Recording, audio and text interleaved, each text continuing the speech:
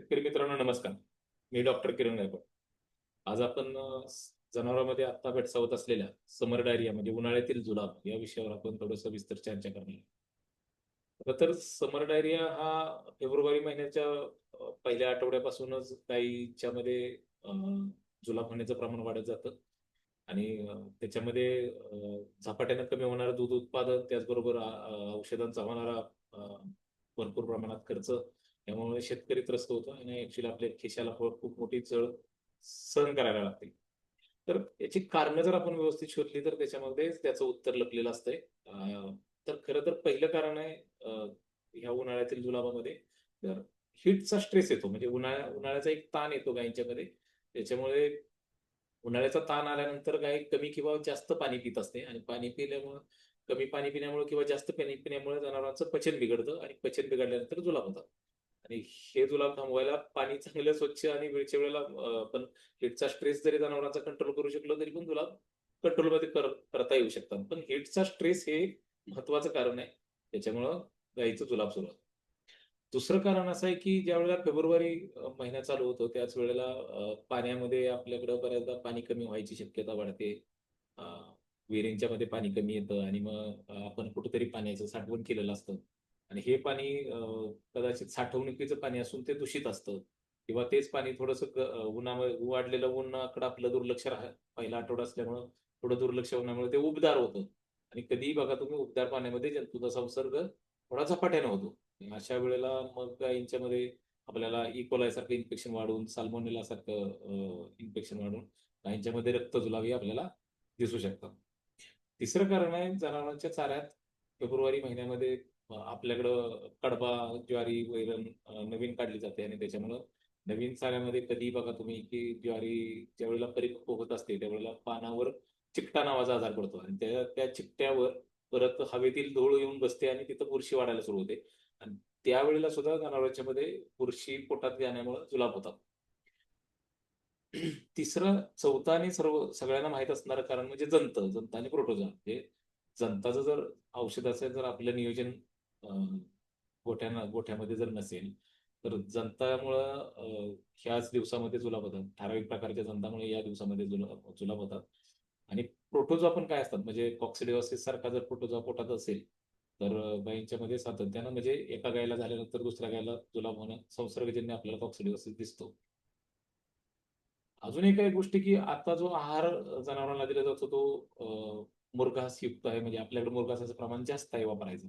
तर त्या चाऱ्यामध्ये सुद्धा आपल्याकडून बुरशी चं कंट्रोल तेवढ्या प्रमाणात केलं जात नाही. म्हणजे जरी आपण हवाबंद त्याला ठेवत असू, तरी पण जर चारा तसाच ओला जास्त प्रमाणात असेल, त्यातलं पाण्याचं कंट्रोल चाऱ्यामधलं जर पाणी कंट्रोलमध्ये नसेल, तर तिथं बुरशी वाढण्याची शक्यता असते आणि अशा वेळेला ओला आणि कुजलेला चारा जो असतो त्याच्यामध्ये बुरशी वाढते आणि गायींच्यामध्ये मग अशा वेळेला जुलाब होताना दिसतात. आता अजून एक गोष्ट आहे, की जनावरातल्या शरीरातलं जर मिनरल आणि शरीरातलं पाणी इन द सेन्स 2 प्रकारचं पाणी पोटामध्ये आहे. जे पोटामध्ये जो पाणी पितं जनावर ते एक प्रकारचं पाणी आहे. मांसपेशीमध्ये असणारं पाणी एक दुसऱ्या प्रकारचं आहे. ज्याच्यामध्ये आपल्याला जनावरांमध्ये जर ते मांसपेशीतलं पाणी कमी झालं तर डिहायड्रेशन होऊन जनावरांना क्रॅम्प येणं, फिट येणं अशा प्रकारची काही लक्षणं दिसतात. त्यामुळे जनावरांच्या पोटातलं पाणी आणि शरीरातलं मिठाचं प्रमाण जर योग्य नसेल, तर तरी पण जनावरांच्यामध्ये जुलाब होण्याचं जास्त प्रमाण आहे. आणि सगळ्यात शेवटचं आणि डॉक्टरांच्या बाजूनं जे चूक काय जी घडते ज्याच्यामुळे जनावरांमध्ये जुलाब होतात, की जनावरांच्या पोटात 2 प्रकारचे जीवाणू आहेत. एक उपयोगाचे आहेत आणि एक त्रासदायक आहेत. आणि आपल्याला सरसकट माहीत असतं, की जर गायींच्यामध्ये जुलाब झाले, की मग ते उपचार करायचा, चांगला अँटिबायोटिक द्यायचा आणि जुलाब थांबवायचा हा एक ट्रेंड असतो. मग त्यावेळेला जर आपण अपचनाच्या जुलाबामध्ये जर आपण अँटिबायोटिक वापरलं, तर जनावरांच्या शरीरातील उपयोगाचा आणि त्रासदायक दोन्ही जीवाणू मरतात आणि अपचन होऊन ते जुलाब होतं राहतात. त्यावेळेला मग आपण विनाकारण अँटिबायोटिक वापरत बसतो आणि आपला खर्च वाढून बसतो. त्याला उपचाराला कसं जाता येईल? तर उन्हाळी जुलाबाचे उपचार करताना आपल्याला स्टेप बाय स्टेप जायला पाहिजे. पहिली स्टेप जर आपल्याला असेल, तर जुलाबामध्ये सगळ्यात काय कमी होतंय पहिल्यांदा, तर जनावरांच्या शरीरातलं पाणी कमी होतं. पाणी कमी होतं जनावरांच्या शरीरातलं, तर आपल्याला त्याला जनावर जर डिहायड्रेट झाले तर त्याला हायड्रेट करणं गरजेचं आहे. हायड्रेट कसं करता येईल? त्या जनावराला दिवसातून आता ओरल रिहायड्रेशन सॉल्ट ह्युमन मध्ये वापरलं जातं, ORS. तसंच जनावरांच्या मध्ये पण ओरल रिहायड्रेशन भरपूर कंपनी घेऊन आलेत. स्पेशली तशी गाय असेल जुलाबाने त्रस्त, तर तिला दिवसातून 2-3 वेळा डिहायड्रेशन सॉल्ट दिलं गेलं पाहिजे. त्याच्यामुळे कदाचित गाय पाणी पण चांगलं पिते आणि डिहायड्रेशन पण लवकर कव्हर होऊन जातं. पण जर डोळे खूपच खोल गेले, पाणी शरीरातून भरपूर शूटिंग डायरिया जर असेल, म्हणजे एकदम भूक जर लागलेला असेल, तर अशा वेळेला सिव्हिअर डिहायड्रेशन असेल तर मग मात्र गायीचा जीवही जाऊ शकतो. अशा वेळेला आपल्याला फ्लुइड देणं, म्हणजे सलाईन देणं खूप गरजेचं राहतं. गायीच्या सिव्हिअरिटीवर आपण त्याला फ्लुइड देणं किती गरजेचं आहे त्याच्यावर ते ठरवून IV फ्लुइड दिलं गेलं पाहिजे.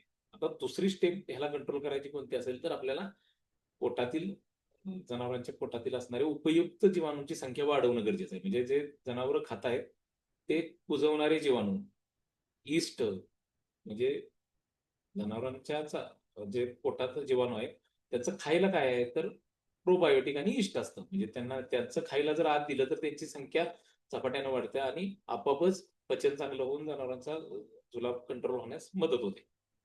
तिसरं मगाशी मी म्हटल्याप्रमाणे जंताचं औषध वेळच्या वेळेला देणं. म्हणजे गोठा आपला आपल्या गोठ्यामध्ये एक जंतनाशकाचा एक प्रोटोकॉलच आपण बनवून घेतला. तर त्यांच्या वजनानुसार आपण किती औषधं प्रॉपरली दिलं गेलं पाहिजे. म्हणजे कोणत्या महिन्यात कोणतं जंताचं औषध दिलं गेलं पाहिजे. फेब्रुवारी फेब्रुवारी महिन्यात जर जुलाब होत आहेत, तर आपल्या भागामध्ये बऱ्याचदा जास्त राऊंड वर्मच सापडत आहेत. राऊंड वर्मचं स्पेशल कोणतं ड्रग ऑफ चॉईस गेलं पाहिजे आणि त्याचं औषध 1-2 महिन्यापूर्वी जर गेलं असतं, तर फेब्रुवारीमध्ये होणारे जंतापासून होणारे जुलाब तर आपण कंट्रोल करू शकलो असतो. तर जंतासाठी मग अशा वेळेला आपल्याला जंताच्या औषधाचं एक शेड्यूल आपल्या गोठ्यामध्ये बनवून घ्यायला पाहिजे. चौथी गोष्ट आहे, जो जंतू संसर्गामुळे होणारा डायरिया असतो, ज्याच्यामध्ये आपल्याला रक्तजुलाबही दिसतात. आणि ज्यावेळेला रक्तजुलाब होतात त्यावेळेला आतड्याला सूज येते आणि ते सहजासहजी खूप खूप वेळ लावतात बरं. तर त्यावेळेला चांगल्या पशुवैद्यकीय उपचार उपचारातून आपल्याला तो जंतू संसर्ग थांबवला पाहिजे. त्याच्यासाठी दिलं जाणारं अँटिबायोटिक हे ब्रॉड स्पेक्ट्रम असलं पाहिजे. त्याचं वाईड कव्हरेज पाहिजे. त्याबरोबर चांगले एक लिव्हर टॉनिक, त्याच्याबरोबर लिव्हर टॉनिक बरोबर बिकॉम्प्लेक्स केलं पाहिजे. म्हणजे गायची मंदावलेली भूक जागेवर आली पाहिजे. ह्या सगळ्या गोष्टीमुळं जंतू संसर्ग आपण थांबवू शकतो. आणि अजून एक सगळ्यात शेवटचा मी मगाच्यापासून सांगत आलेली गोष्ट आहे, की आहार व्यवस्थापन. जनावरांचं जर आहाराचं व्यवस्थापन आपण जर चांगल्या पद्धतीने करत असू, तर आपल्याला जुलाबांवर फार म्हणजे कमी उपचारामध्ये आपण ह्या एकमेव पद्धतीमुळं आपला होणारा तोटा खूप मोठ्या प्रमाणात वाचवू शकतो. जिकडं आपलं फारच कमी लक्ष असतं. म्हणजे चारा व्यवस्थापनामध्ये काय गोष्टी येतात. तर पहिली गोष्ट ज्या जनावराचा जुलाब होत आहेत ना, त्या जनावराला पहिल्या दिवशी कमी प्रमाणात खायला गेलं पाहिजे. कारण जुलाब जर होत आहेत, तर ते जनावराचं पचनच बिघडलंय. तुम्ही एक्स्ट्रा टाकून ते पचत नाही. दिलं गेलं तरी हलका-फुलका आहार, जास्त जड म्हणजे आपण जनावरांच्या मध्ये पेंड द्यायची पद्धत आहे. खात नाही म्हणून आपण अजूनच जास्त जड आहार द्यायचा प्रयत्न करतो. तर अशा वेळेला हलका आहार असणं गरजेचं आहे.